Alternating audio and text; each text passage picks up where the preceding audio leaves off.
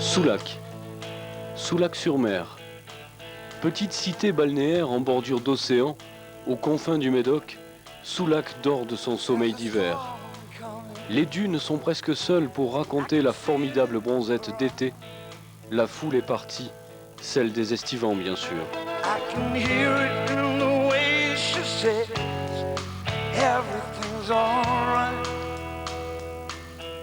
Il faudrait être un peu fou pour croire réveiller cette léthargie cyclique, car ici, tout est fait pour vivre l'été, et tout est froid pour survivre l'hiver. Heureusement, il y a le vin qui réchauffe et qui enchante, et après quelques bouteilles, surprise, tout est différent. Here comes the rain, as she turns away from me. And I know there's nothing I can say that you believe.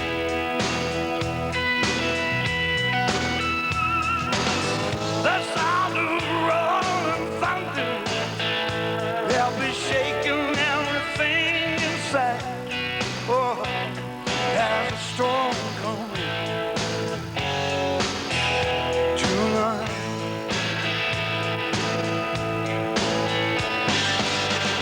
Clouds of anger,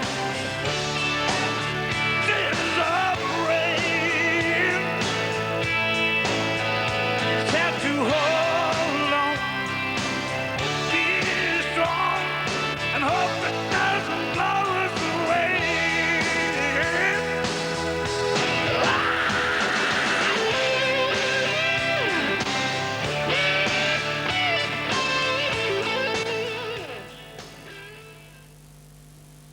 Tout est différent en effet car Soulac revit et accueille pour la première fois la finale de la Coupe de France des rallyes nationaux et celle du Critérium des rallyes régionaux. Tous les gros bras de France et de Navarre ont répondu présents à l'appel de l'équipe de l'ASA Médoc Atlantique, dont René Garcia est le président. Lourde tâche en vérité que de faire courir deux épreuves en une, le timing en souffrira, provoquant quelques regrets. Bon, il y a quelques problèmes. Dans l'ensemble, ça s'est bien passé parce qu'on avait vraiment un directeur de course à la hauteur qui est Jean-Claude Biagioni et son équipe. Autrement, on a eu vraiment des problèmes. J'organise depuis 17 ans des épreuves nationales. Je n'ai eu aucun problème pendant les reconnaissances. Et en organisant le régional, je n'ai que des problèmes. Les gens, ils liment comme des championnats de France première division. Et ça devient difficile parce que ça crée des problèmes vis-à-vis des riverains. Monsieur Garcia, rassurez-vous, car si les rallymen régionaux carburent comme des premières dives, c'est plutôt bon signe. Et en ce qui concerne les grincheux, il y en a toujours eu. Heureusement, tous ne sont pas aussi coincés. Écoutez plutôt ce commerçant de Soulac. Pour lui, le rallye n'est pas un problème. Bien structuré, on a eu du monde, nous avons eu de larges retombées. Au niveau accompagnateur, pilote, très bonne ambiance, sympa, vraiment c'était bien. Pour la région, je pense que ça a dû faire tourner beaucoup de commerçants, d'hôteliers, cafetiers, restaurateurs, bureaux de tabac. Je pense que les gens devaient être contents. Par rapport à d'autres animations sportives que nous avons eues à Soulac, je pense que c'est une de celles qui a eu le plus de retombées commerciales au niveau de la fréquentation des commerces.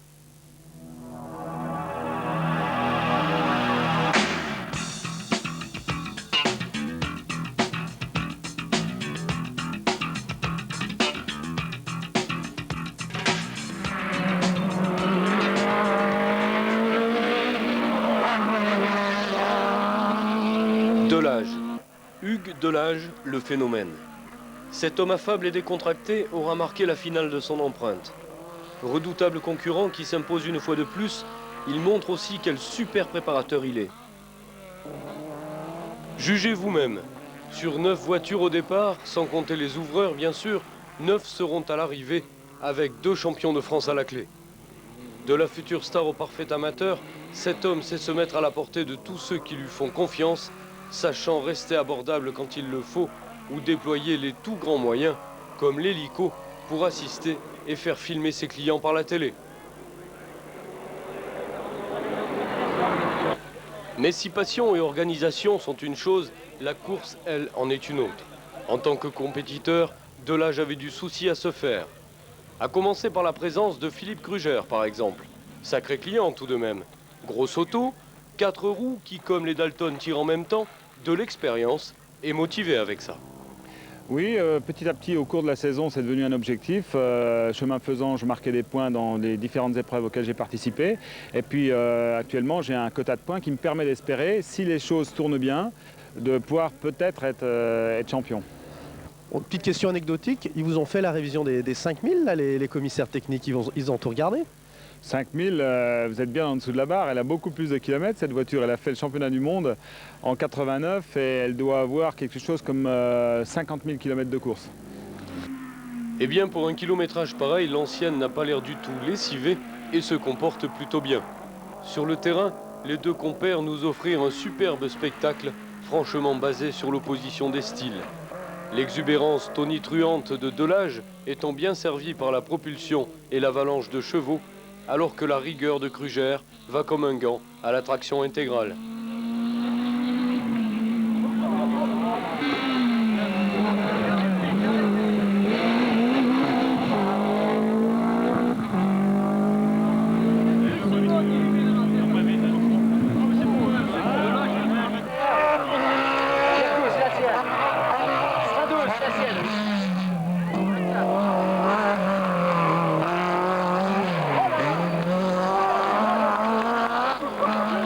Delage frappait très fort en prenant 21 secondes d'avance dès la première spéciale, alors que Kruger devait attendre le S4 pour faire un scratch. Puis, le combat devait s'arrêter faute de combattants à l'occasion de la 5e spéciale. Mais il s'est passé qu'à partir du moment où j'ai réussi à mettre au point la voiture à peu près normalement, avec les modifications que j'avais fait dessus, j'ai effectivement réussi à me battre avec Hugues. Bon, c'était super sympa, c'était un peu le but de la manœuvre en ce qui me concerne. On sait bien que quand on est à la bagarre, lui comme moi, on peut faire des bêtises. Par chance, ma bêtise s'est faite à une vitesse très lente. Dans un virage à 40 à l'heure, on a un petit peu glissé sur du gravier et on s'est posé dans un petit fossé plein de boue. On n'a pas pu ressortir, il n'y avait pas assez de spectateurs malheureusement. Bon, bah écoutez, celui qui n'avait pas de problème était champion de France à ce stade de la course. Mouchet étant sorti sèchement lors de la 3e spéciale, ce sont Jean-Claude Alibert, Renault 5 Turbo et Yves Thomas, Sierra Cosworth Groupa qui animeront la course derrière Delage. Ils finiront respectivement second et 3e au scratch à 2 et 4 minutes du premier.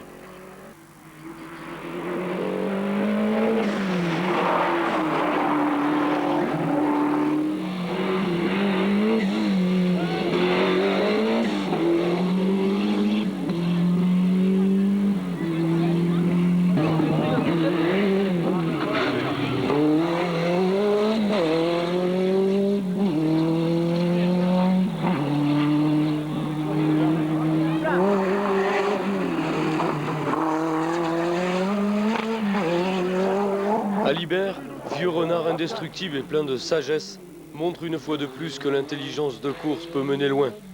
Il remporte ainsi son groupe et reste vraiment un très grand champion. C'était pas du tout le jeu des R5, la preuve en est, je crois qu'il y a beaucoup de casses au sein des R5.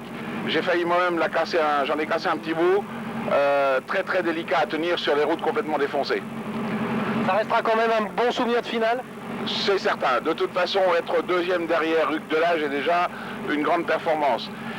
J'ai déjà 2 victoires devant lui, il en a une devant moi, il lui en manque encore une et on fera la belle. Merci, bonne soirée. En ce qui concerne le groupe N, Marc Valicioni fit longtemps figure de vainqueur, malgré sa connaissance imparfaite d'une auto empruntée pour la circonstance. Puis, sa mécanique le lâcha, et c'est Didier Billon qui tira les marrons du feu, signant à l'occasion de la finale une course superbe, exemplaire de maîtrise.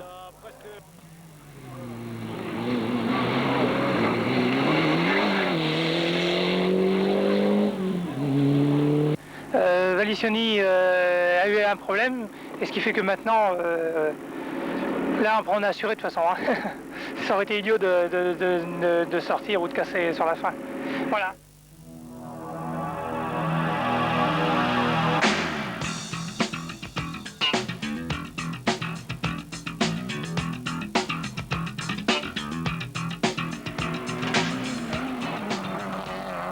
Patrick Fiotta ne sera pas venu pour rien car il remporte la classe F12 et finit 10e au scratch derrière de vraiment grosses autos.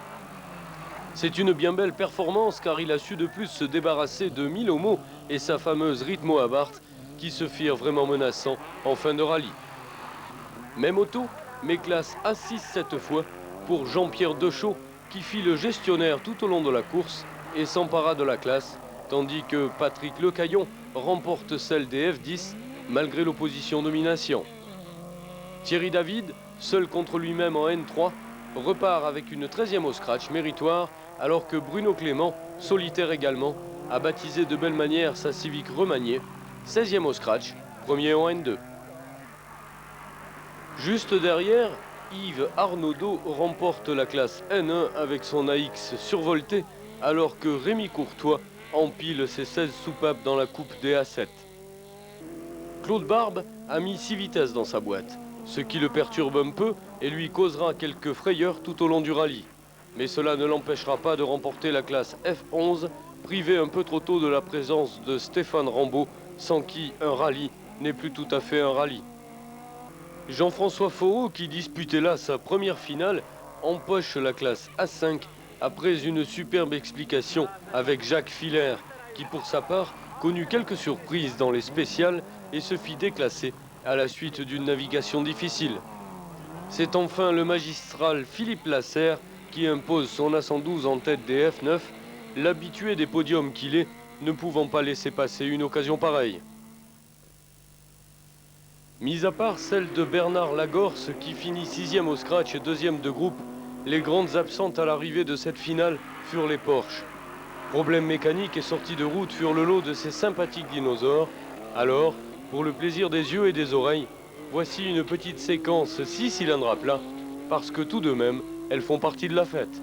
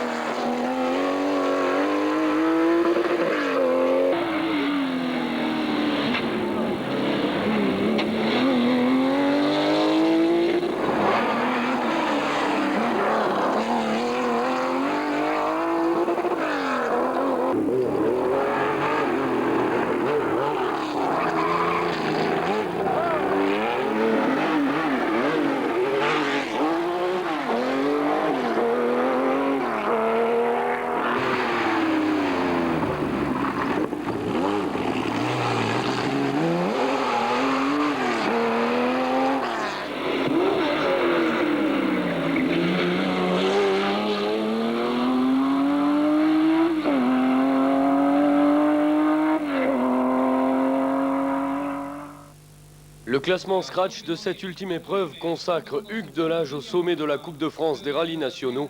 Didier Billon est second, champion du groupe N, alors que Jean-Claude Alibert, 3e, est le roi du groupe F. De Jodignac-Lorac, de Talais, venez messieurs les maires, venez nous rejoindre, parce que c'est vrai que l'instant est important. La course a été parfaite, si vous voulez. Alibert était un peu plus en attente. Gruger essayait de me pousser à la faute. Chose que j'ai fait certainement, mais j'ai eu de la chance. Non, ça a été une course pour le spécialiste. Ça a été vraiment une course intéressante. Non, disons que ce titre et le titre de Christophe Cazot va nous permettre dans notre boulot, parce que c'est quand même notre boulot, de progresser, d'évoluer, de pouvoir se vendre, de prouver au grand jour ce qu'on est capable de faire aussi bien dans notre boulot qu'en tant que pilote. C'était vraiment le but avoué et ça a été le but réussi. Et ça c'est quand même l'apothéose quand on a une grande partie de nos voitures dans les premières classées. De l'âge préparateur est plus satisfait que de l'âge pilote parce que c'est facile à dire, mais il y a peut-être une petite accoutumance aux victoires en tant que pilote, tandis qu'en préparateur, il y a une mise en question qui est complètement différente et les émotions sont différentes, mais l'enjeu est beaucoup plus important.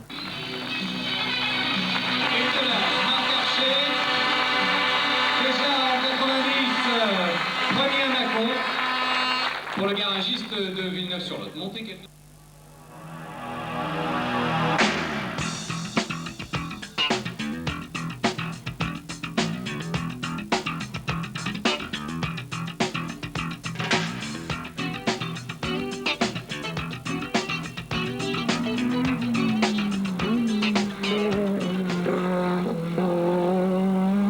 régionaux, les prétendants à la victoire étaient en fait assez nombreux. Mais Jean Galpin faisait toutefois figure de favori parmi les favoris, eu égard à son expérience et son passé glorieux. Hélas, cette course ne fut vraiment pas la sienne et il connut à Soulac toutes les misères du monde. Tout d'abord, des pneus mal adaptés, ensuite un tas de problèmes mécaniques, enfin une durite qui lâche, reléguèrent l'artiste à la 14e du général et ne lui laisse que le plaisir de signer le scratch de la 4e spéciale.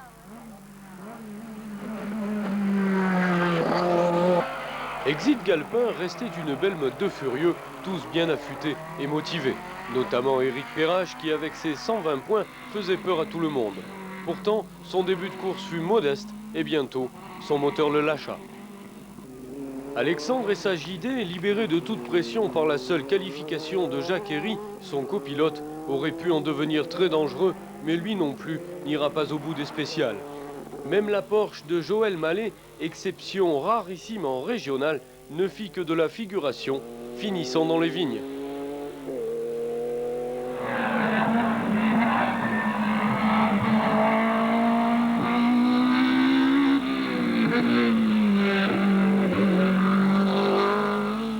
C'est en fait Christophe Cazot qui apparut au-dessus du lot. Le petit jeune de 24 ans, malgré son appréhension visible, sut se défaire avec beaucoup de classe de la pression et de tous ses poursuivants. Il faut dire que le bonhomme est conseillé par Hugues et la voiture préparée par Delage. Il signera 3 scratchs sur 6 possibles en entrant souverain dans le nuage des gros bras, première marche possible d'une carrière qui pourrait s'avérer longue et pleine de gloire.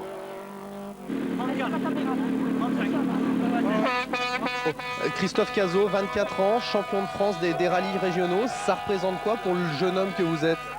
Ça représente surtout une année de travail acharné, une bonne entente avec Hugues Delage et le résultat d'une année vraiment où on a vraiment bossé dur sur la voiture, pour moi aussi.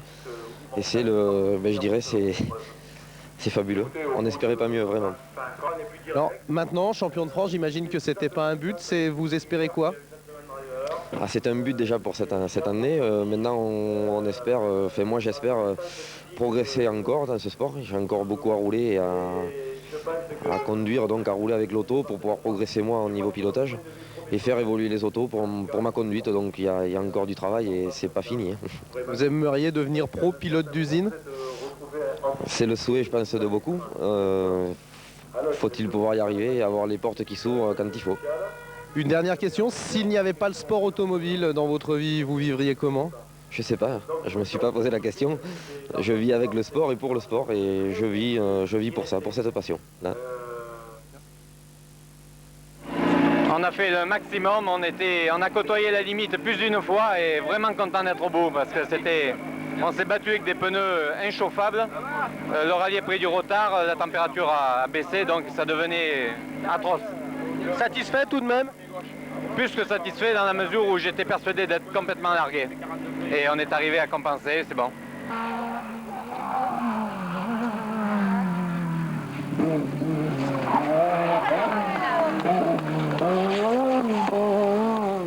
Superbe, superbe poudrelle, petit diable jaune de l'asphalte qui dans sa modeste Cévennes prend la 2e place du général.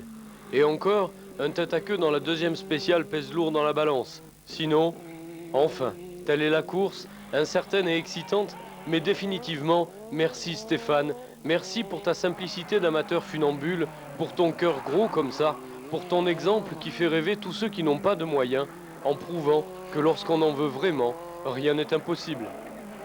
2e au scratch et 1er du groupe F.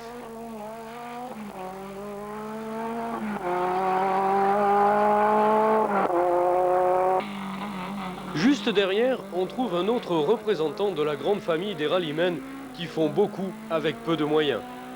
Patrick Artru pourrait rentrer dans la catégorie des nantis puisqu'il court en BM.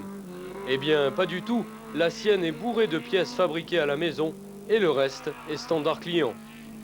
Mais la détermination et le talent font beaucoup sur les routes. Résultat, 3e au scratch devant Barbara et Grandjean. Et puis je crois qu'on a fait une belle course. Bon, on a été un peu désavantagé la nuit parce qu'il y avait une spéciale qui ne nous convenait pas du tout à la voiture, parce qu'il ne faut pas oublier que c'est une voiture, une petite Krupa uniquement de 275 chevaux avec une boîte 5. Donc là, ça a été très dur, mais je pense que dans les premières spéciales, on a fait des bons temps quand même. Et c'était très motivant, très intéressant. Mais c'est vrai que nous, on l'a fait aussi avec des moyens, bon, je dirais réduits, parce qu'il faut savoir que je ne sais pas s'il y a beaucoup d'équipages qui sont partis avec 4 pneus et qui n'ont jamais changé les roues. Parce que nous, on n'a jamais changé les roues, on a toujours gardé les mêmes 4 pneus. Pour la petite histoire, il faut raconter que nous avions installé une caméra à bord de son auto. Cette machine, pourtant rompue à de multiples exercices périlleux, a pris une telle frayeur en voyant Arthrud disjoncter qu'elle s'est cachée sous la roue de secours en appelant sa maman japonaise.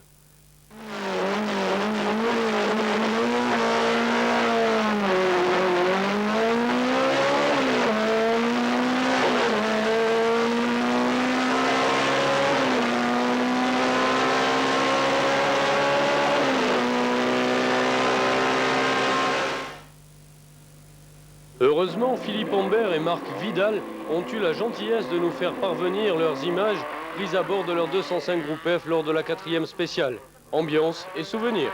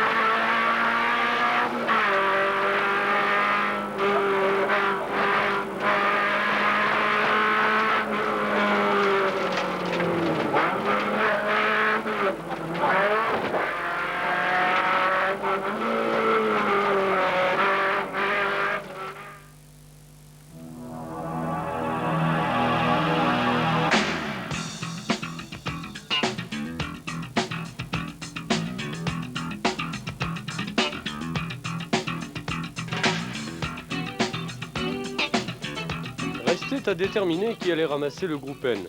Les regards se tournaient volontiers vers Gillet ou Aymar, qui jouissent d'une grosse réputation et étaient prêts à tout tenter pour gagner. Dans son coin, un garçon plutôt discret mûrissait les mêmes projets. On est à quelques mètres de l'océan Atlantique, on est à quelques centaines de mètres de la première spéciale. Qu'est-ce que ça représente cette finale des rallyes régionaux pour vous? Ben, j'ai beaucoup misé dessus et j'espère bien faire au mieux. Surtout qu'on a un peu des supporters qui sont venus, alors j'aimerais bien décevoir personne. Je vais faire le maximum et puis on va voir quoi. Vos adversaires, c'est qui? Ben, les principaux, il y a 5 GT qui peuvent prétendre à la victoire, qui sont Gillet, Gosselin, Chanet, Collin.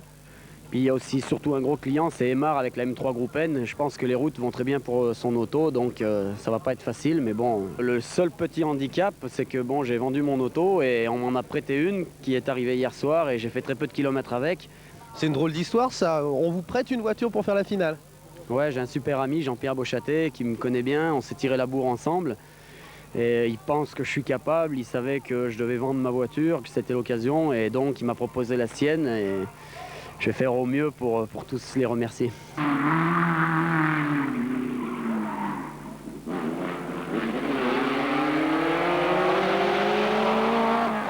Et oui, mais il n'est pas le seul à avoir de bonnes raisons d'aller vite. Serge Aymar, très agressif, prend d'emblée plus de 13 secondes d'avance sur la GT, qui connaît des problèmes de frein et de trop plein d'huile. Ensuite, tout le rallye sera pour Giraldo une folle course-poursuite après le temps, et petit à petit, il reviendra derrière le leader, grignotant les secondes avec rage et patience.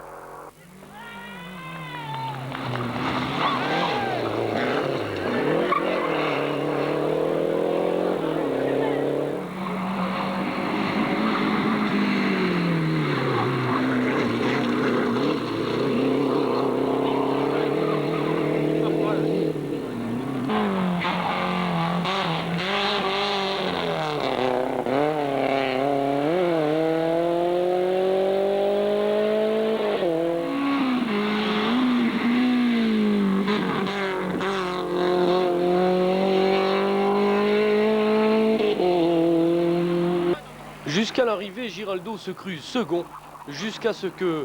Mais écoutez plutôt. À part dans la première spéciale où on a pris 14 secondes d'entrée, j'ai eu une fuite d'huile qui a inondé le moteur, qui s'est fumé. J'ai eu des problèmes de frein à la moitié de la spéciale. J'ai pas pu attaquer comme il faut dans la première. Donc j'ai perdu d'entrée, j'ai pris un coup un peu au moral et bon, j'ai renvoyé d'entrée derrière. J'ai gagné les 2 autres sections qui ont suivi. Et maintenant, reste à savoir le temps qu'il fait dans la spéciale pour voir qui est le champion de France du groupe N. T'as gagné, Michel. C'est pas vrai. 46 il fait. C'est pas vrai. 46 il vient de le dire. Michel, Il vient de le dire, hein. Oh, regarde la bosse que j'ai, Fernand. Regarde la bosse qu'il m'a fait. Je t'embrasserai tout à l'heure. Non, maintenant. C'est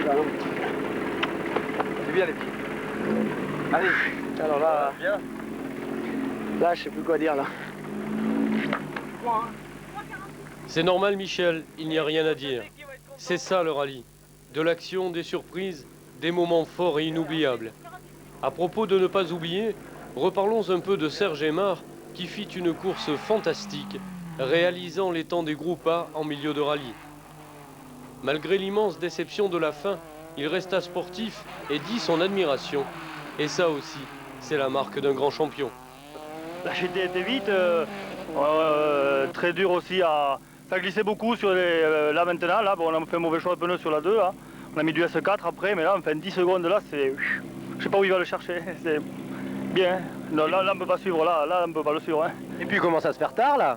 Ben oui, mais enfin, bon, non, pourtant on était bien, mais enfin là, bravo pour Michel quand même.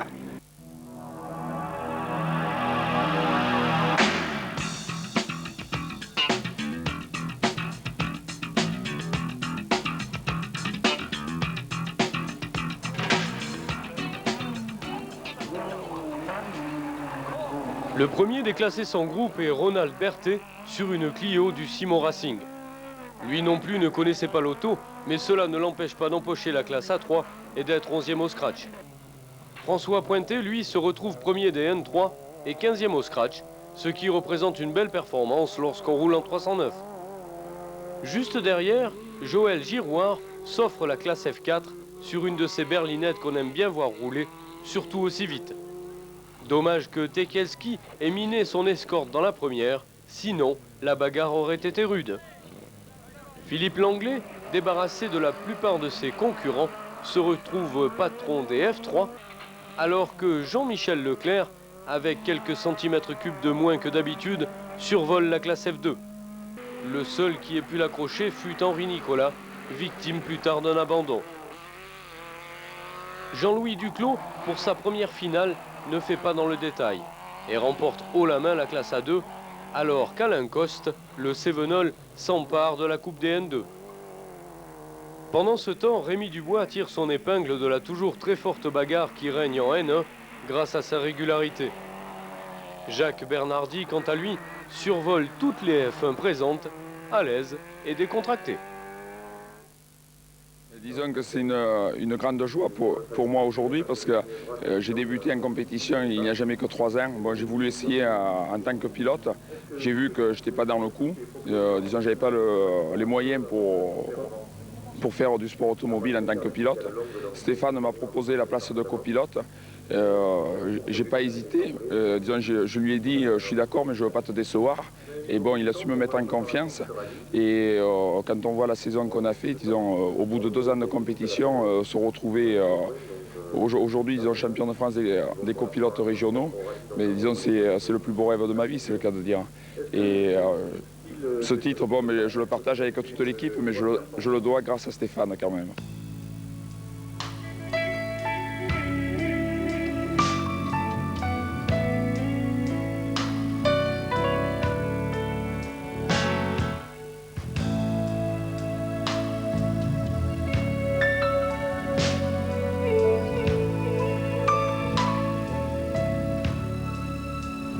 Start a fight. Who knows what for? Who knows who's winning and who's keeping score? You say it's all right.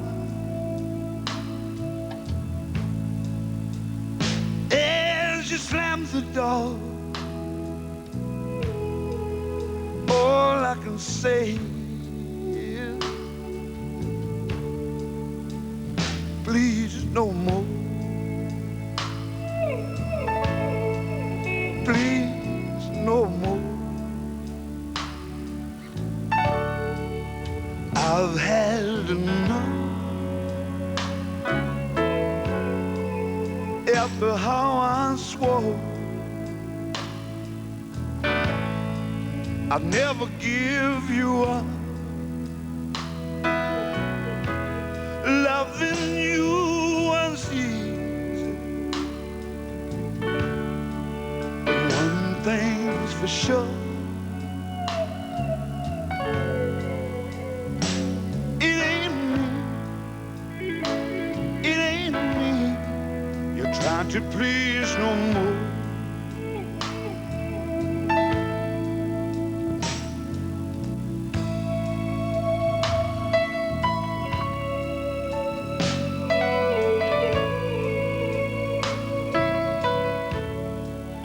Passions will burn,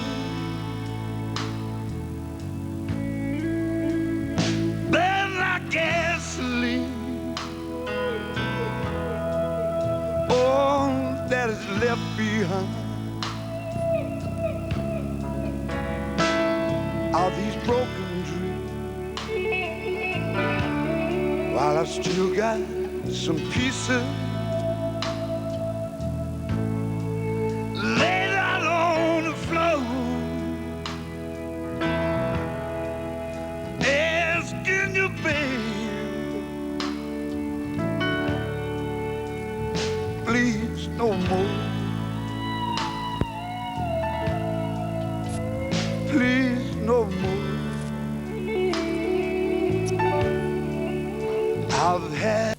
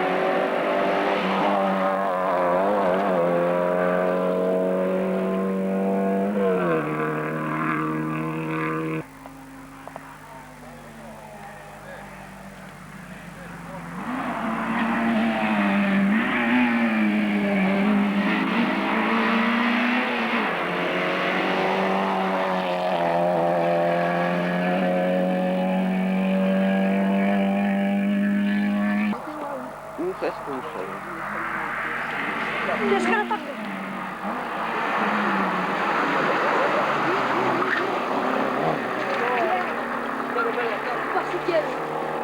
Ah ouais, là, ça fait sorti.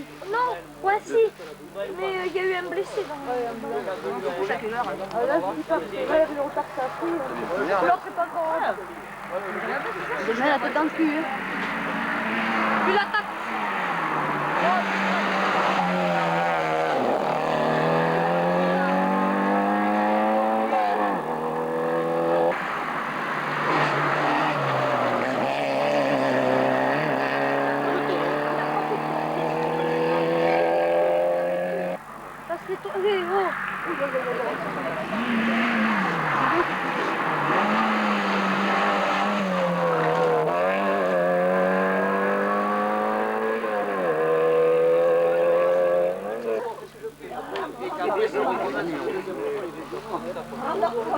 Celui-là, c'est le fax.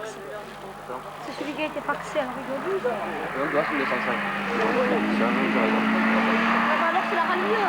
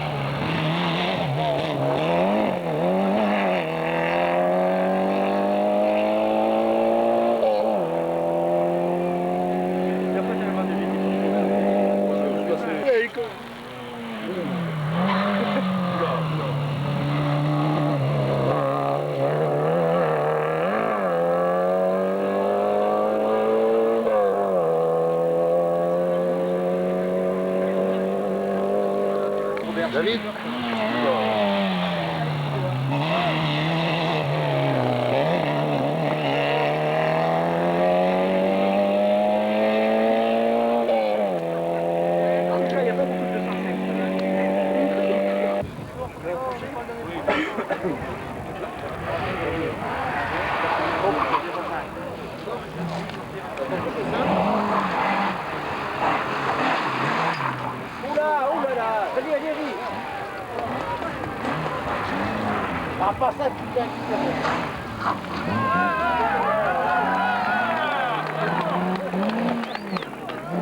Vous avez que ça à faire, hein?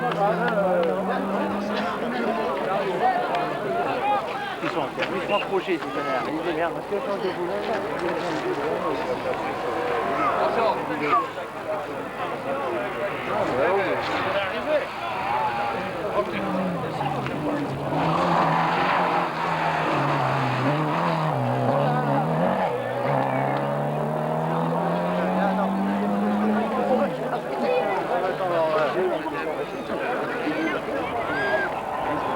là, tout ça.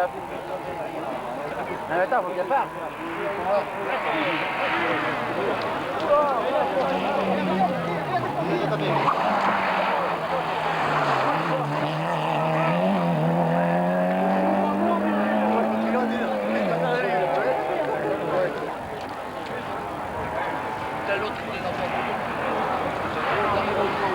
Je te laisse ramener 205.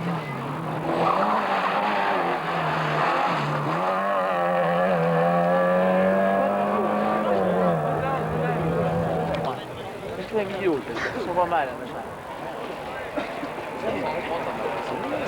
Ouais, combien alors on fait des trucs de long?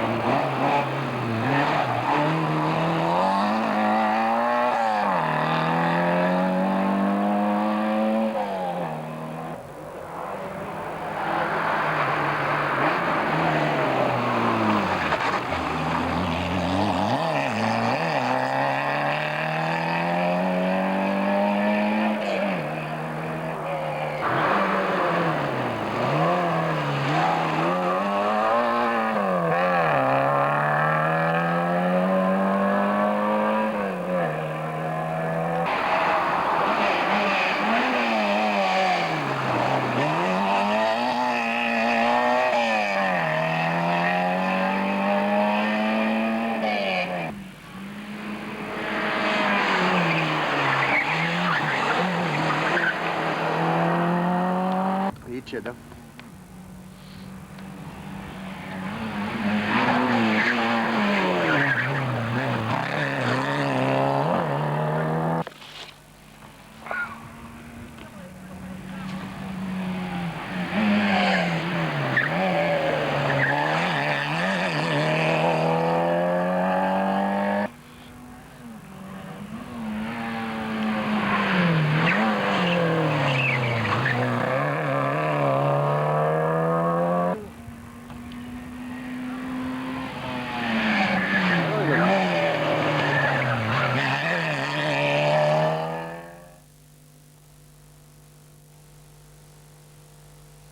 Bah, c'était pas trop mal parti.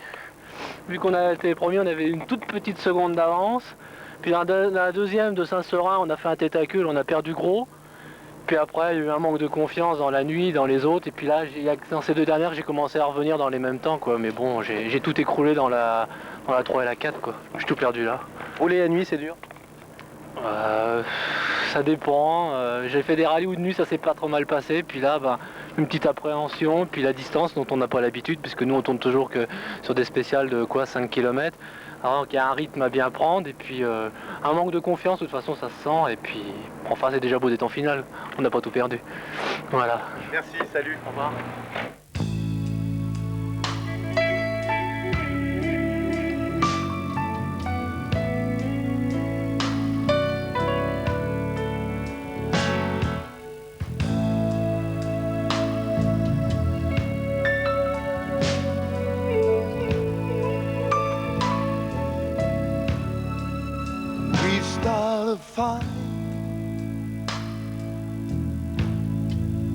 Who knows what for? Who knows who's winning? And who's keeping score? You say it's alright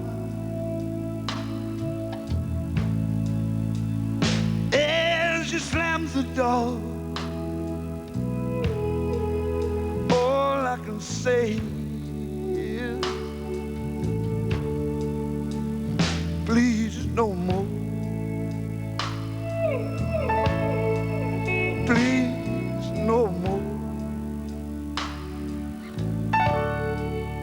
I've had enough. After how I swore I'd never give you up. Loving you was easy, but one thing's for sure.